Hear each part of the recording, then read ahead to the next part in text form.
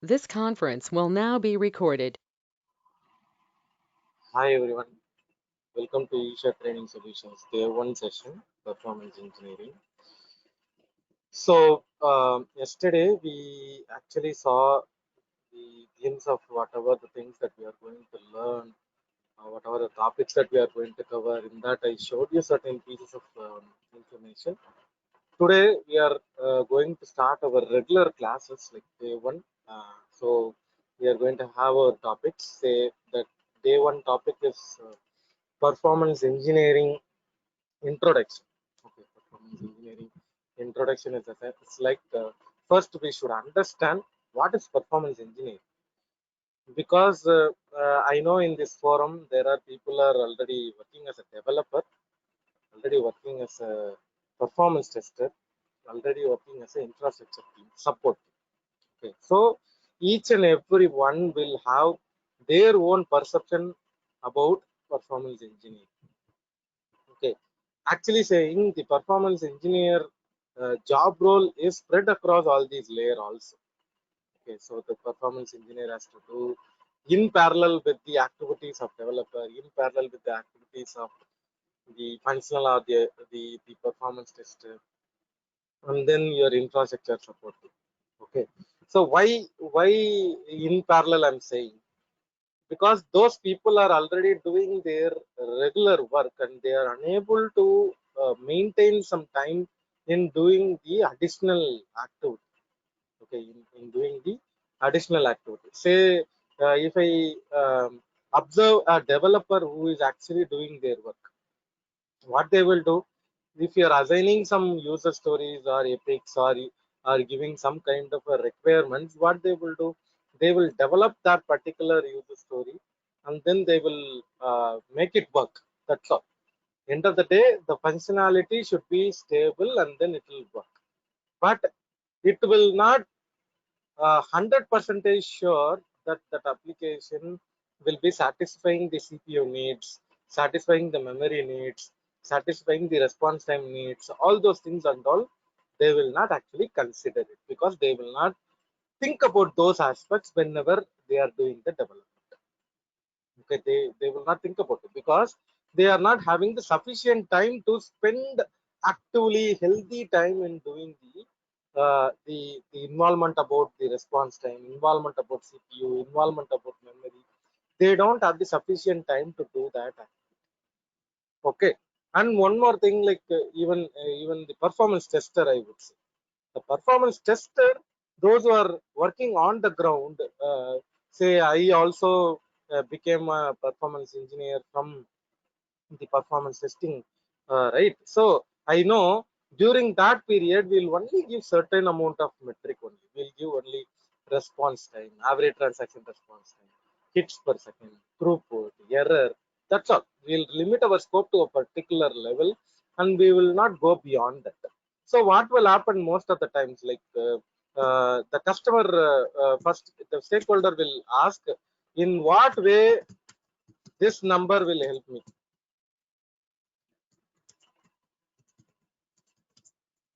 Okay, in what way this number will help me, because what we usually give, this those who are using load runner, jmeter, neoload, whatever the tool. Okay, at least how these commercial tools, I don't know how far it is going to be used, but you think about the jmeter tool, yeah, before the version of 3.2. Now it is actually 5.3.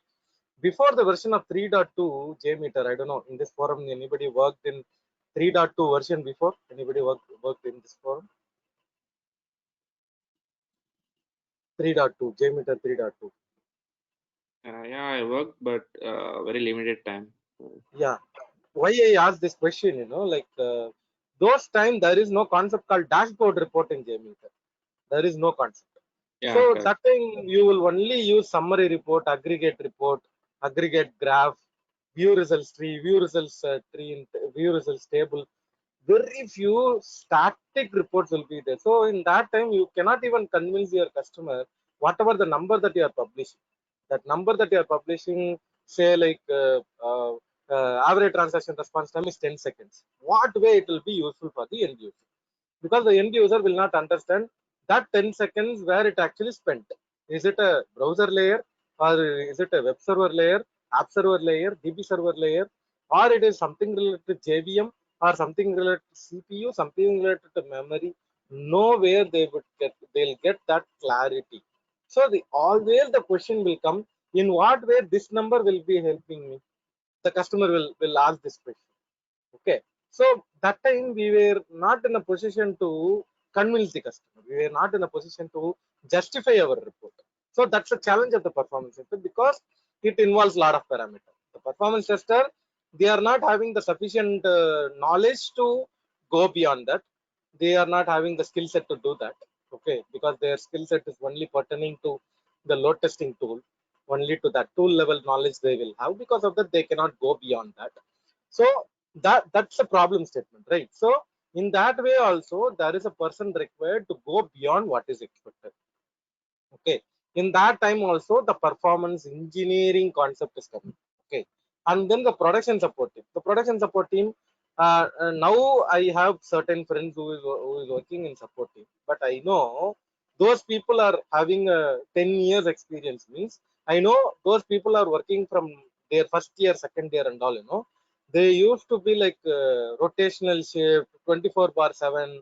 They have to sit in front of the machine, they have to do analysis, these that will be there, war room will be there, Saturday Sundays and all they'll work like that a lot of. When there is a outage, means you cannot catch them at all, they'll always be there in office. So those things and all were there. Now they only capture the data, give it to someone. So now it is expected that you need to do that categorization. Is it a level 1 ticket, level 2 ticket, level 3 ticket? And you need to fix certain issues also. That is what the expectation nowadays.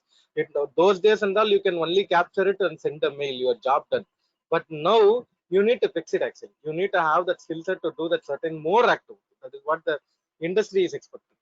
Okay, even I don't know, 10 years before and all, everybody will talk about full stack developer and all. No, nobody will talk about full stack developer and all. They'll only say I am a front end developer, I am a back end developer, I am a DBA.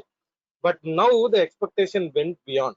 The expectation is you should be like a guru in all. You should be a end-to-end guru in all the streams that are available. That is how the industry is moving. That is the reason this DevOps concept and all comes into picture. The development and operation should be tightly coupled. These people should know that, that people should know these. Like that, the expectation is there. So all in all, whatever I explained now, right, in the development space, in the testing phase, in the production monitoring phase, all those phase, there is an extra activity that is required to fine tune your process, fine tune your activity, right? That entire thing involves with performance engineering. You are engineering the process, you are fine tuning the process, you are making that certain complicated things into a simplified version. That is what you are basically doing in the performance engineering space. I'll stop here. Anybody have any question, please ask your question.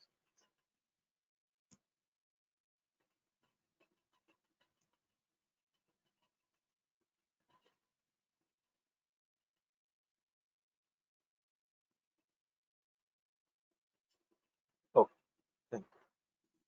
So coming back, so as I mentioned, the developer, the tester and the infrastructure monitoring team, say an example, a developer who is developing the module of code, right? What is the intention of that particular developer? Is that the functionality should work, that's all.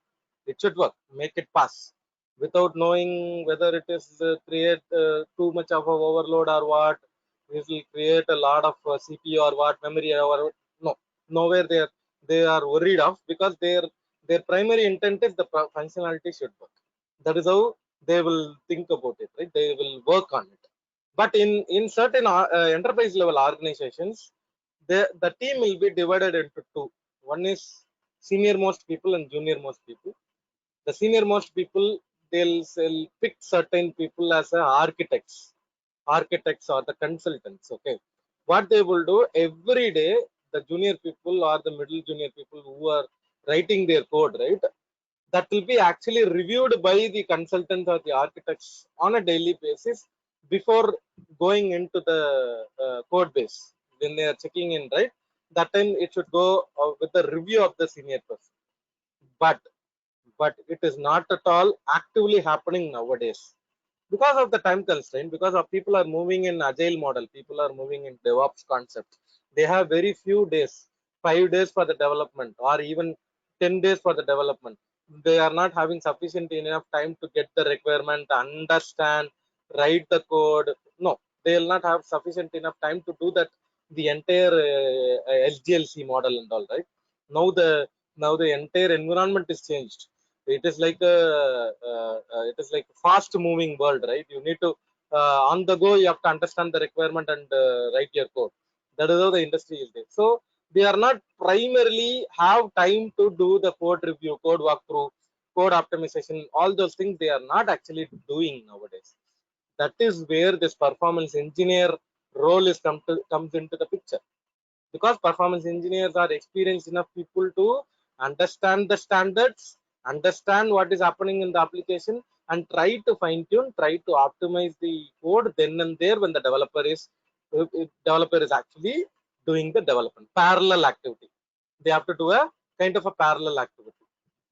In certain organization, there is no specific role called the performance engineer. As I mentioned, these architects and consultants will do that activity. They will be implementing certain new technique, certain new concepts to fine tune the some caching mechanism, some optimization mechanism. Like that, they will implement it every now and then, every 6 months, every 1 year. They'll take the entire code branch and then they will do this activity. There are enterprise level companies are doing, or there are enterprise level companies. What they are doing during that time period alone, they will recruit a performance engineer, because performance engineers cost, the money involved in taking them in the organization is very very high. It will be somewhere. So say they'll recruit that people only during the period to understand the landscape and then do their activity, and they'll send them off.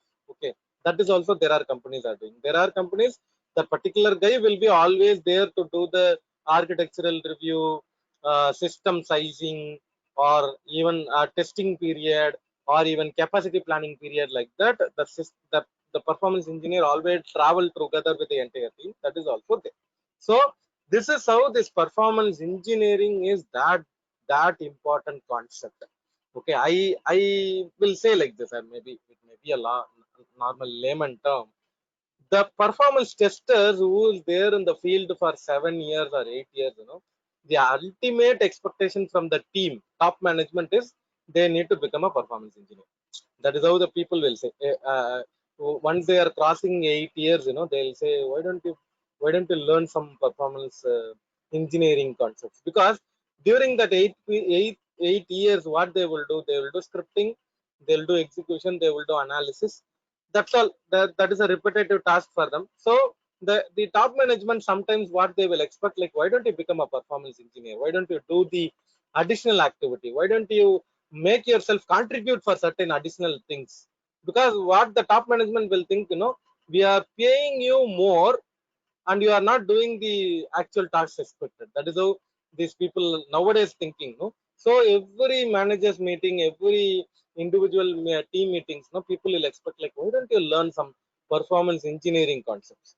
That is a reason behind the transformation is happening. Once the performance testers are thorough enough to tell all the concepts of performance testing, then the ultimate next goal is to become a performance engineer. The same case is for the developer also. The developer who is crossing certain years, then the top management or the management will think like, you are writing a code, your code is perfect, you are writing a super good code. Why don't you think about the optimizing the code? Why don't you think about something to do, make your application fast enough to load, end user response time you are trying to improve? In what way you can contribute yourself? Like that they will ask your developer. So in all these spaces, the performance engineering concept is very very very important. That is what performance engineering is. That you are doing a regular process in that how you are engineering yourselves to do that little more perfect. What is the best practices? What is, in what way you are showing your best skills to coming up with the right approach. Okay, any question guys till now?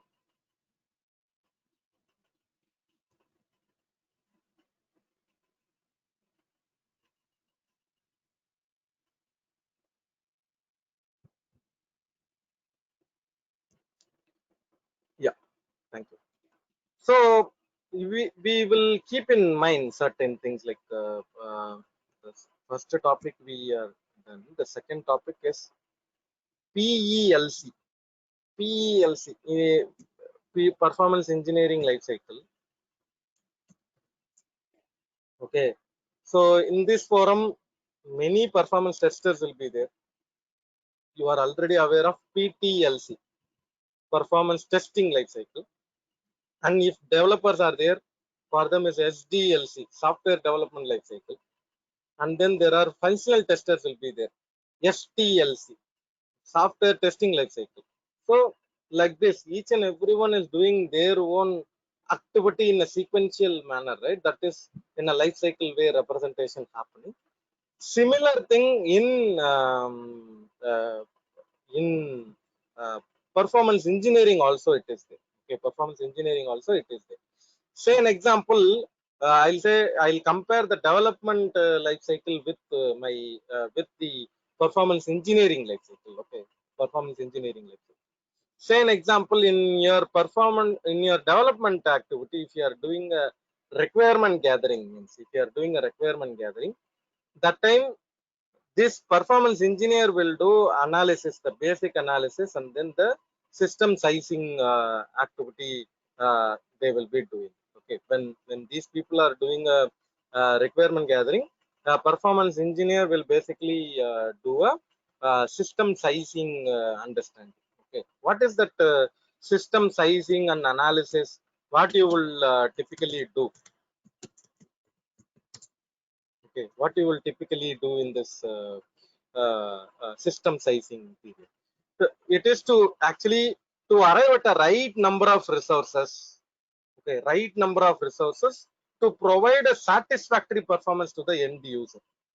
Okay, that is what your system sizing is basically doing. Okay, to arrive at a right resources and provide satisfactory performance to the end user.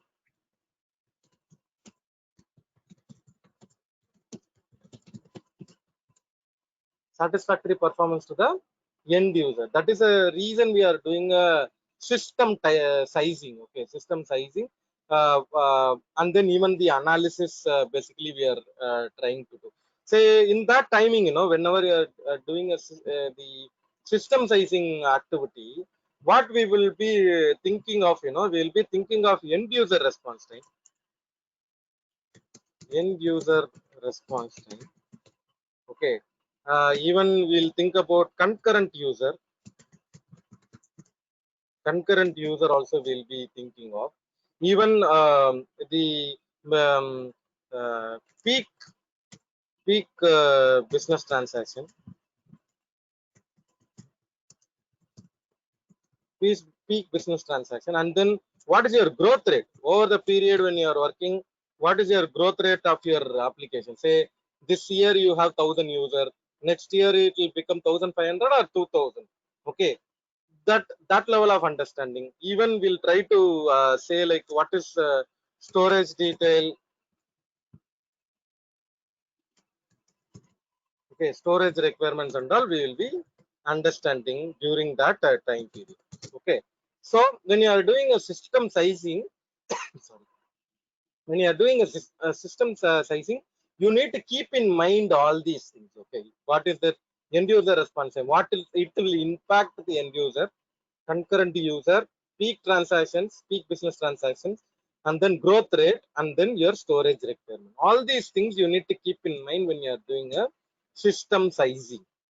Okay, any question guys in this? Please ask me so that I'll give you an example and then explain little more also if I'm not convincing you. Okay, it is ultimate end objective is you guys should understand fundamentally strong. Okay, fundamentally strong, then only you can talk to the the opposite person strongly. Usually, what will happen, whenever you are talking to the person will understand how technical you are. That they come to realize that you are very strong in technical. The way you are getting the response will be with respect. All your due respect will be there for whatever the things that you are talking. When they realize that if you are not technically strong, then they will not give you a proper response. They'll try to reject your words. Like that it will happen. So always it is good practice, bring your questions, because here in this training what we are doing, we are spending our time, we are spending a lot of our valuable things to learn these things. So we'll go with the fundamentally strong things. Okay, try to put forth your questions if you have really have any questions. Okay, uh, these things are fundamentals. PE life cycle, what you will be doing. Say an example, in an organization, say like suddenly if they are picking someone, maybe in this group itself I'm saying like, yeah, somebody say Gautam. Okay, somebody is picking Gautam as a performance engineer for my application, and I'm asking Gautam, can you prepare a performance engineering approach statement for our application? That time actually Gautam should aware of this PLC, what is happening in each and every cycle of a layer of things. Then only Gautam can easily prepare the approach document, right? That is the reason I'm bringing in this understanding. Okay, any question guys till now?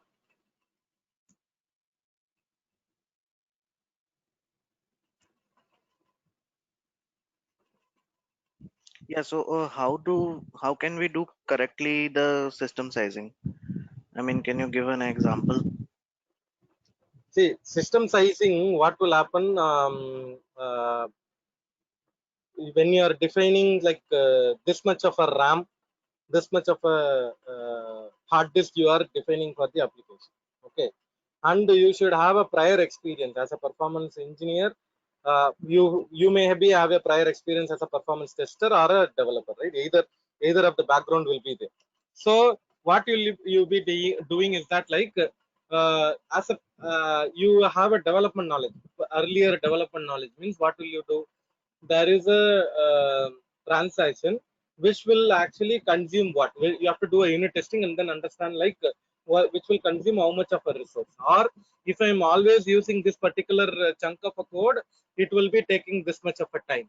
That understanding should be there. Based on that only, if you have to define your SLA, service level agreement, you have to define it. Service level agreement with respect to concurrent user, with respect to throughput, with respect to your response time, all these things has to be defined based on your that understanding. Even if you have a earlier experience with the performance testing knowledge, what will you do? If I use this particular transaction, how much of a CPU, how much of a memory the single script will consume? So if I'm meeting with 1,000 user, what will happen? If I'm meeting with 2,000 user, what will happen? That way you have to define each and everything. Each and every level of document will be prepared in such a way that you are following certain procedure. There should be a procedure behind whatever the thing newly defined. You're able to understand something? Yeah. Yeah. Gautam, the resources term I use this CPU memory disk. That one only I use. Gautam. Basically, they'll tell like that only. Resource utilization. Saravanan, I have one question here in terms of SLAs. So currently in our project, we are identifying the SLAs. Our project is like they are converting an application from mainframes to Java, right? So I have given mainframes AMS logs, and I've been identifying the tops screens and then response times, and then I'm defining the SLAs. So if you have a legacy application, you can do this. What if you are going for a brand new application? So who doesn't know anything about the application, just new? So in that case, how to decide what could be the SLAs? So my business transaction should be below 2 seconds or below 3 seconds. So in that scenario, how can you explain to the customer with our experiences saying that this can be like this?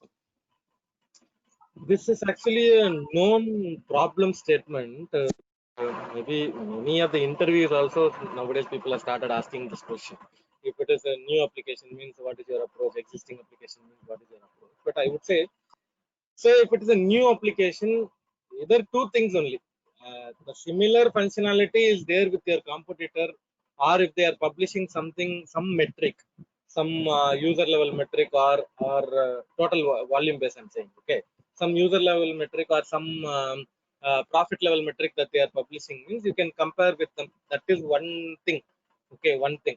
But apart from that, that is like a benchmarking. Okay, leave about the benchmarking. If you are trying to baseline certain things, I think you need to define a value. You need to define a value. Maybe you can define a strict SLA also. It is not that liberal SLA and then it is going beyond that. Then you are doing little more freedom for the numbers. No, you try to have a strict SLA. Say like 3 seconds or 4 seconds is my SLA for the response time. And then you test the application, and then you realize like if it is coming below to that or coming beyond to that. That time only you are making the correction in your SLA definition. Okay, initially it is like a newly coining something. You are defining something. Okay, that is how it should actually happen, because it should be a tight couple with your developer and you, because you need to have a logical decision like what will be the strict SLA. Sometimes if you say 3 seconds, the developer will laugh because they know that it will definitely take 6 seconds. So you guys should have a discussion and then come to a logical conclusion that where will my SLA should be. For it may be a individual transaction to transaction instead of holistic number. Sometimes you can say login this much, logout this much, search this much, purchase this much, payment this much, like that. You can define individually also, but it is scenario to scenario, Sunil. In certain organization, they are giving a holistic SLA, everything under a common number. That is how people are doing. So if you are not having earlier numbers with you, production log is not there, or any production tool is not running, that time how will you come to a conclusion? Means you should be going with the industry standards. Like now if you go and ask anybody in performance testing world, the web application standard will be 5 seconds, they'll say, right? 5 seconds is a standard everybody is following. Below 5 seconds, okay. But you are saying a legacy system may take a little more time also. So make a logical conclusion like it will be 5 seconds and do the testing. If it is go beyond that, to that transaction alone, you check it like is that something can be fine tuned, or is it a maximum possible fine tuning? Then make your SLA based on that. Did I answer your question, Sunil? Yeah, sir. Do we still exist this 5 seconds SLA in the market now? So because people are asking 2 seconds also. 2 seconds maybe for their service calls, maybe for single page performance. Single page applications are coming right nowadays. For those applications, it will be okay. For the enterprise level application, you cannot expect something to become in 2 seconds, because you think about the 2 seconds. If somebody is saying like 2 seconds, you think like it has to spend 0.5 second in DP, 0.5 second in application layer, 0.5 second in web server, 0.5 second in your UI. Will that be possible that easily? Not all the time. Not all the time. Based on the functionality that you are triggering, based on the click that you are doing, based on the information that you are trying to retrieve. Correct, right? So if you have to logically think like, is that 2 seconds will be common across everywhere, or is it specific to a transaction? In that way only you have to define it. That is why I mentioned in the previous discussion also, you need to have a discussion with the developer and then making sure that really how much time it will definitely take. See, I worked in an application, the Java based application.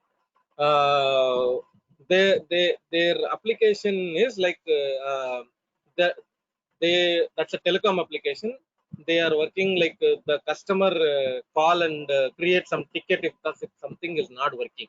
Okay, that ticket information we have to pull it. What happened? The developer, what a blunder mistake they did, the page is having only the provision to see 10 tickets. That's all. But every time that they pulled select all in the database query, it is a select star. Everything they are pulling it from the DB, which is not at all required, right? You need to only have 10 rows. 10 rows can, or something can be lazy loaded. In the begin the screen, lazy loading can be done. Okay, asynchronously they can load the content. They don't want to, in a single stretch, they don't want to pull all the data, right? So these are all certain design problems. There are design problems will be there. That is the reason the performance engineer role is comes into the picture. The developer who will be doing will always think about, I need to make that functionality work, that's all. But performance engineer, how they will think, why it is done like this, why not it can be done like this, why you do like this, it will little more fine tune your query execution time, like that they will think. That is the role of the performance engineer in a team. Okay, that is how they will think about it. Okay, instead of doing like this, why don't you do like this? It will actually fine tune your actual, instead of writing multiple if else condition, why don't you use for loop or for each loop or select statement? That is how your performance you are trying to optimize, your code optimization is done. Okay, so answer to you, Sunil, you can make 2 seconds as a response time, but it is always not possible based Yeah. on the functionality weightage. That say, that is the reason, in load runner and all, the request that you are giving, the response that you are receiving, based on the response size, your response size, your download time is actually high. Based on the download time is high, your average transaction response time is high. Correct or not? That is how the entire journey is happening. Correct or not? Any deviation in this point? No, right? Say I'm giving a request, there is a data that is coming from the response. Based on the download of the response, the time is actually extending, the average transaction response time is extending. Correct. So that is a reason people will always expect, like, some compression should be happening, gzip compression should be happening in the browser. Instead of bringing in the entire value, take the compressed value and come and display it in the screen, so that the download time will be less, so that the end-to-end transaction response time will be like less. Like that people will be doing it. So it is all case to case. You cannot define a holistic response time for all the times. It will not suit always. It will not suit always. Okay. Actually, last week we did one of my student, he came and asked me, like, I am going to do a performance testing for a school website. Okay. Actually, what happened? He doesn't know Storm Runner, so he asked me how we can do that. We set an SLA for 5 seconds. Actually, all the transactions went beyond 5 seconds. All the transactions went beyond 5 seconds. That guy went and talked back with their senior person, in the sense, like, customer end, the stakeholder, that I'm getting all transactions are beyond 5 seconds. It is all 6 to 10. All the transactions are between 6 to 10 seconds. Actually, the customer asked him to make the SLA as 10 seconds. Every transaction passed. That's all. He completed the test. So what I'm saying, it is up to the receiver, the developer or the stakeholder. They should also logically understand what the reply he got it from the stakeholder is that, no, yeah, it is expected it will go to 10 seconds. So make it as 10 seconds. That's all. They are not expecting something to be loaded in 2 seconds. If it is not, actually cannot be done. If it is cannot be done, then make the SLA in such a way that it will accept the value. Clear, Sunil? Yeah. Sunil, you are clear? Yeah, it's clear. Yeah. Okay. So I'll stop this topic for now. Actually, I wanted to show.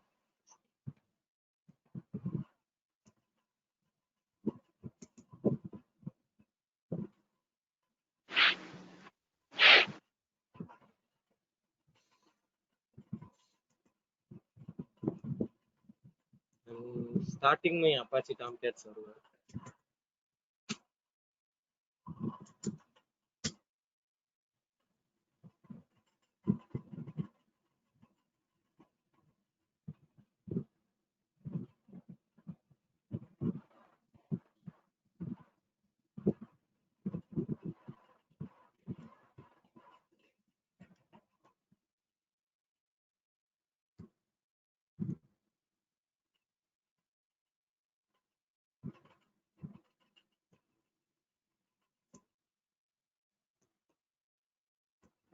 In the meantime, I'll go and start my JMeter tool also.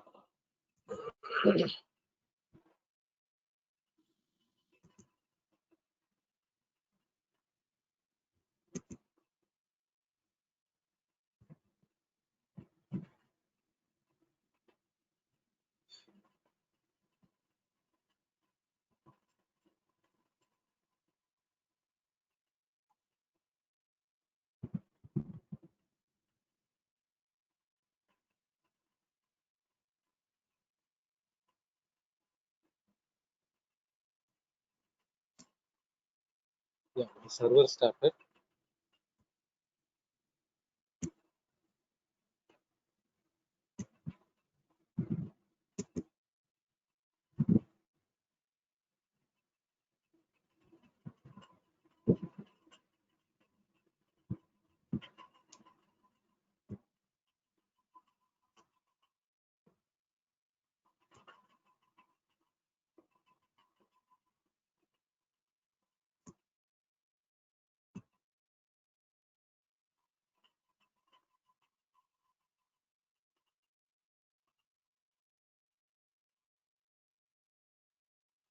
Yeah. So what I'm doing, I have an application. Okay, I have an application. Purposefully, what I'm doing, I'm using one user continuously hitting that application. You can see here for now, the system is under stable condition. You observe this HTTP things alone. Okay, that 10 threads. You observe this 10 threads alone. Okay, if I go and hit one user,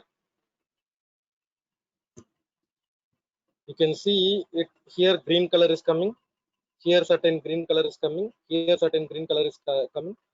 So what is happening here, guys? Anybody can say what is here happening? Those are running currently.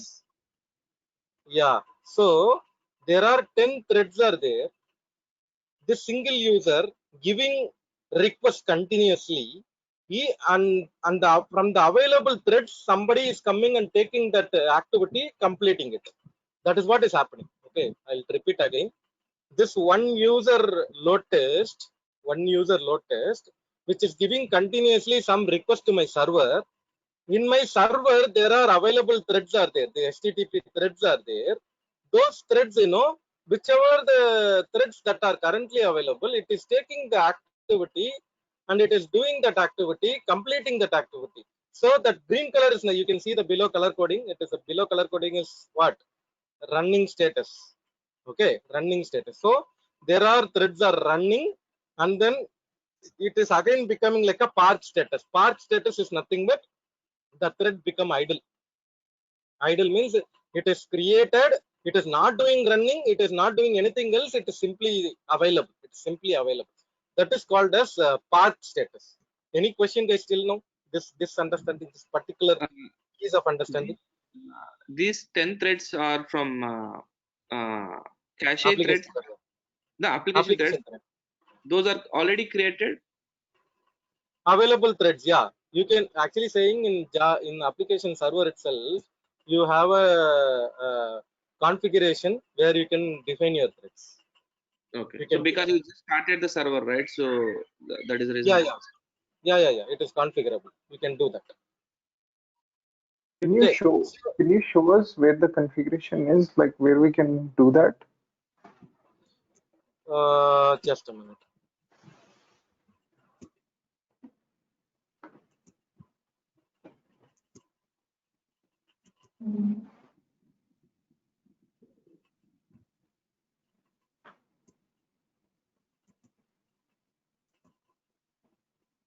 So, like with this one, you're like creating like a replication of an application with threads, right? Basically, is that what you're doing? Come again. What is your question? So what I'm saying is you're basically trying to like replicate or behave like an application thread with this usage of the server, Tomcat. Yeah. So you're kind of creating a fake scenario. It is not fake scenario. Actually, it is not fake scenario. Instead of doing a real user traffic, I'm trying to bring it on using a synthetic load. That is what I'm trying. Okay, synthetic, right? Okay, the right word to use is synthetic. Okay, yeah, Yeah, not synthetic. safe. So this is a Okay, place you usually do. Okay, I did not do it actually, but is it this max thread is a argument, JVM argument. Okay, this argument, okay, if you are defining, you can define to the maximum level. okay, okay. Thank you. Yeah. So coming back, sorry. Yeah. Okay. So usually, your name is actually mentioned here as AI. I'm not sure what is your name. Sorry. So usually, You what can will call me Mohammed. That's fine. Mohammed. Okay. Okay. So yeah, Mohammed. So you usually what will happen? The real world, real user should be logging in, and then that log has to be monitored. That is a realistic one. But what is the problem? Locally we cannot do that, right? Locally, Right, while I'm learning or where I'm doing some kind of unit testing, there and all, it is not possible. That is the reason I am bringing you guys the workaround of it. Because you can see now, I'm going to show the next thing and all. Say now it is one user, right? One user. Because of that, the system looks to be a happy path system. Everything is green. Okay. So now right, if I go and increase the user load to 10, okay, if I increase the user load to 10, you can see suddenly there will be a behavioral change in the system. You can see there are pink colors are started coming. Pink color one. right, The pink color is nothing but monitor status. Monitor status is nothing but blocked status. Blocked status. Some thread is actually blocked. Blocked is nothing but, say an example, I am using a printer. I'm using a printer. Okay. I'm using a printer. I am giving a printing button. I click the printing button. My request is going to the printer. In the meantime, Sunil also giving one printing request. Mohammed also giving a printing request. I gave first, right? In order to make my job complete, Sunil request will not trigger. Mohammed request will not trigger. In that time period, that printer will be a blocked status for Sunil, blocked status for Mohammed. You are able to understand the example. yes, yes. So, So one quick question on that, right? So, you're using Tomcat and JVM Visual. So, I never went into these things. I'm basically a Java developer with very less hmm, experience. So, my understanding is that Dynatrace or APM tools do the same hmm, thing, but they actually use the actual production threads and production applications where the people will monitor like exactly, this, right? Okay, exactly, exactly. So thank you. I'll tell you. Their logic is actually, this guy is what they are doing. They are sitting inside the box itself and do the monitoring. Those guys, what they are doing, they are sending a person called agent. That agent will be there in the respective machine. You can sit in your place and do the data collection. I know as a Java developer, like what is agent and all, right? You will write a small piece of code, put it into a respective place, snip the data, get it done. That is what these No, agents are doing. right. And Dynatrace or somebody, I have seen somewhere some of the monitoring tools, they say that they have Agentless agent, monitoring. right? Is that WMI calls that they make? They'll trigger some daemon call. That's all. They'll say like, example I'm saying, it is not typically the realistic scenario. There is a perfmon thing is there. Performance monitoring thing is there in the Windows machine. You heard of that? Microsoft, right? Yeah. So instead of going into that machine, switching on the perfmon counter, perfmon.exe is a daemon. You can trigger that daemon, the daemon will collect the data. So like that only this Trigger agent monitoring concept is actually doing. trigger Okay. the So daemon via some application over the network, and that daemon gets started on the endpoint, you're saying, rather than having an yeah, agent itself. Okay.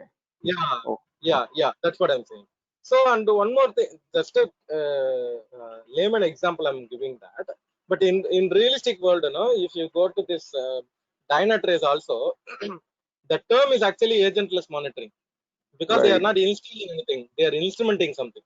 Installing anything, instrumenting something is nothing but they have some 5 lines or 10 lines of JavaScript actually injected inside the HTML of your application.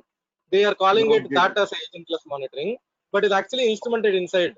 that instrumentation, some customer will not accept. Actually, they will feel fear that some data will be going out, right? Instrumentation, most of the customer, insurance banking customer will never accept this kind of things. But they are cleverly using a term called wrapper around your code. Actually saying it is Acha. instrumenting only, but they will use a fancy term called wrapper around your code. Wrapper around is nothing but it is again they need to see your source code. So it is all case to case. It is all case to case. Sometimes people will say agentless monitoring, agent monitoring, stateless monitoring, state monitoring, like that, and all people will use a fancy terms. But So ultimately, the regular thing, what, Mama? no, I'm sorry, actually, sorry to interrupt. I was saying it could be, so basically specifically in the Dynatrace case, they're probably using Node.js inline scripting basically. That is one of the way. That is one of the way. Oh, It is not the holistic way. That is one of the way. And then okay. this Dynatrace is not. I'll update you a small point. Dynatrace is not having the provision to do the thread dump. They cannot do it. Okay. They only do a memory dump. Heap dump can be done in Dynatrace. But in AppDynamics only, memory dump is there, memory dump is there, thread dump is there. Both the things are possible in AppDynamics. In Dynatrace, they only do memory dump alone. But in Dynatrace, the wonderful feature that they are having is they'll exactly tell the which thread is actually the culprit. That level of detail you can validate in even the HTTP thread name also you can see it in Dynatrace. Actually, in our course content, there is a APM tool learning is there, that is Dynatrace. We will extensively provide knowledge on Dynatrace because I'm the one who is taking the 15 hours training batch is actually running for Dynatrace separately in Isha. But here in our course journey, we are bringing the subset of that in the performance engineering course itself, wherein we are learning the extensive understanding of Dynatrace. That is a learning. We are bringing it up. Awesome. Okay. Okay. So at a high level in the industry, the talk that I hear is whenever they say agentless, customers kind of step back a little bit. Um, is True. that That is what I true? mentioned. Yeah, that's Okay. what I mentioned now, right? That is agentless. Actually, agent at least you can believe that is exe file. You can whenever you want to install, uninstall. But this agentless monitoring is nothing but you are instrumenting the code. You are Right. injecting some thin lines of a JavaScript inside your HTML head component. Inside the head tag, you have to add it. Once you are adding that, every user who is using your application, they will reload the JavaScript. That JavaScript will sniff the data and it will send that to the front end of whatever the tool that you are saying. It may be Dynatrace, Neuralink, AppDynamics, whatever. That's not accepted by the banking customer and the insurance customer. That's So where the majority problem of is there. them, they go for AppDynamics in that case. They will go Kind for of. a Dynatrace if it is a one agent. They are going for Okay. Dynatrace if it is a one agent. One agent install on top of your host alone. That's the beauty of the Dynatrace. It will only install on top of your host. It is not technology specific. It is host specific. On top of the host, it is like how we can say, you are putting on top of a Windows machine. In that Windows machine, who are all the softwares are installed, that will actually recognize. That is how the monitoring is happening. When we are going for that subject, I will tell in detail all those things. Sometimes it may be a Greek Thank and Latin I'm telling you without to. So we'll do that in detail when we are going for our detailed session. Okay. you. So coming back here, when I did the 10 user load, you can see something in pink color and something in green color. So what is happening? It is blocking the thread and it is making the thread work. Blocking, making the thread to work. So that is where thread congestion concept is coming. The thread are not sufficient to handle this much of a load. Okay, the threads are not sufficient to load this much of a thing. That time only your thread dump, we have to take it. The thread dump is a separate class. I will do it. So in order to make you guys to understand the thread life cycle, you heard of thread life cycle and all, right? The thread life cycle is this is how it is happening.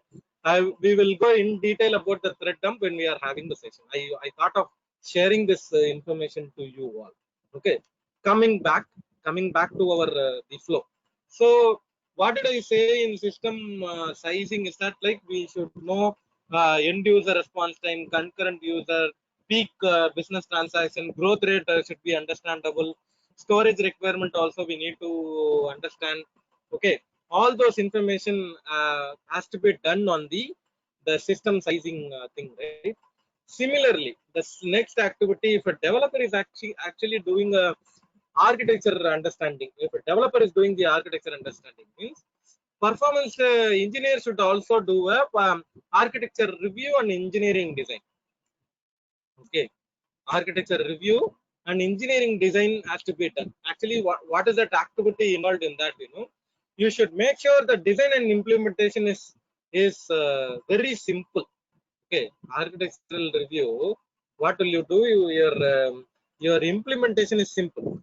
You have to say like your implementation is simple. Make sure you are not doing any complicated way of doing things. Say there are people how they will make it. Select one link, leads to another data, click on that data, leads to another data. Like that they will make a little complicated screen design, such as try to be as much as easy. The end user should not feel like what is this, I'm clicking this many click to go to the particular place. Why don't you have a single click to achieve certain things? Like that only people will expect, right? So our implementation should be very very simple. Or you are doing some algorithm or data structure, no, that also be very proper. Choice of algorithm should be proper. Okay, choice of algorithm also very very important. Choice of algorithm. Okay, and then, yes. Can I share an example so that everybody can understand? I have faced similar situation in designing the architecture. See, that's what. Say I work in an application. Okay, actually, what happened? When the page loads, there is a grid will come in the first place. Okay, there is a grid. The grid will be like this. I may be pictorially present.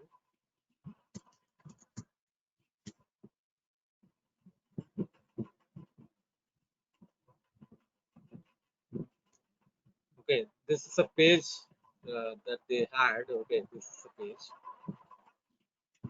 This is a page. When the page loads, there is a grid will come in the first place. There is a grid. There is a grid will come and load. Okay, here. Okay, it is kind of a form. Okay, the grid will load. Inside that, all Amazon related, Flipkart related, and then some Facebook related ads are coming. All those ads are coming. Some cookies. Okay, cookies. Some ads are coming. And then the actual page is actually loading with the information, the application information, the basic information about that application is loading here. Is it a correct way of loading? No, initially our motto is to load the application page first, then ads, right? Yeah, that's all. You are getting the point, right? Say those guys, did a mistake. They are doing giving a priority to the unwanted thing and then giving a priority to the wanted information. Will your end user feel happy by seeing this? The actual information did not load, but ad is actually loading first. Will that the right approach, right architecture design or page design? No, right? So what you have to do, you have to load your information first. Your people should always, the human mentality is you are always go to the left, right? You will go see the data, what is happening in the page, right? So first you make your end user read the data and then bring it on this advertisement, whatever the junk value that you are bringing it on. Why you are giving the priority to the junk value and then you are giving the priority to the actual content? What will happen? The people will close your page and go. They will not see the data at all, right? Correct or not? You are getting the point, Sunil? Yeah. So can I share a similar example, Sarnan? Yeah, please. So in one of my scenario, I need to upload a file, right? So the file restriction is 1,000 records, right? Okay. So when I upload more than 1,000 records, it will throw an error. So they set an this error message at the server level. So when I upload a file with more than 1,000, so it will save and it will send the error message. So I told them set in the client side itself to verify the records and throw a message instead of having a request to server and then from server to back to the client. Good example actually, Sunil. Actually, this is how we have to bring it on the value to the customer, value to the end user, value to the end user. Because sorry, valued, you are bring it on a very valid point. Why do you want to have the processing and then making the error message? Instead of it, make the end user to educate themselves that you should not do this mistake. So that is how things are happening. And one more thing, adding on to your the example, I'll tell you one more thing. You are submitting a value, guys. Okay, you are submitting a value. Some pages how they will design, you are submitting a button. It will take some time, and then after some 2 to 3 seconds, it will bring it on the error message. Okay, instead of it, when you are clicking the button, put a spinner saying like please wait some time for the response. You have to put a spinner so that you are encouraging or engaging your end user that something is happening. If you are only clicking the button and it is nothing happening in the screen, and after some point of time if you are getting some response, means people will think like whether I clicked the button or not. They'll try to click another time also if we are not giving back the response quickly. So put a spinner in the middle saying like please wait, processing is happening. Like that, if you are engaging the people, that is how you are interacting your end user. So these are all the architectural examples. Okay, these are the architectural examples, so that you are making your end user, they should not get frustrated. They should not feel like what is this, why this application is like this, like that. They should not feel it. Getting my point, guys?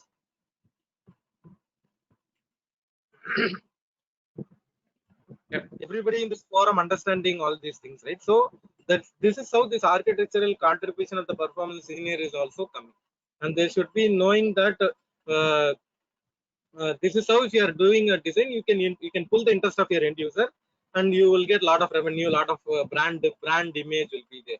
You think about it, this Flipkart, Amazon, Snapdeal, all these people, they always focus on these things only because they don't want to lose their reputation. The end user should come again and again. If they are doing a small mistake, they'll go to the competitor. The end user will go to the competitor. So they always keep all these things into their mind, and they will design their screen in such a way that they will pull the interest of the people. They'll pull the interest of the people. Okay. So this is how the architectural and design aspects are coming. Even the architecture, whenever you are deploying architecture guys, you should know the limitation of the architecture also. You have to document this as a performance engineer. You should document the limitation. It is not that 100% perfect architecture design means nowhere it is perfect. There should be definitely a loophole will be there. But what I'm saying, document that as well. What is the limitation? One limitation is there, two limitation is there. Try to document that as well, so that in near future, if somebody is bring it on that kind of a limitation, you can tell them, yeah, it is a known limitation only. This cannot be resolved. This is a known limitation, like that you can tell to. Okay, so this is actually the activity done by the performance engineer along with the regular architectural design done by the developer. Okay, clear guys? Clear with this example, clear with this explanation of this thing. We'll actually continue this PLC tomorrow also. Sorry, not tomorrow, today is Friday, right? On Monday we'll regroup on Monday for our additional learning days. I hope we are going in a right pace with the right examples. We'll do the same in the upcoming classes. Okay, any question guys till now?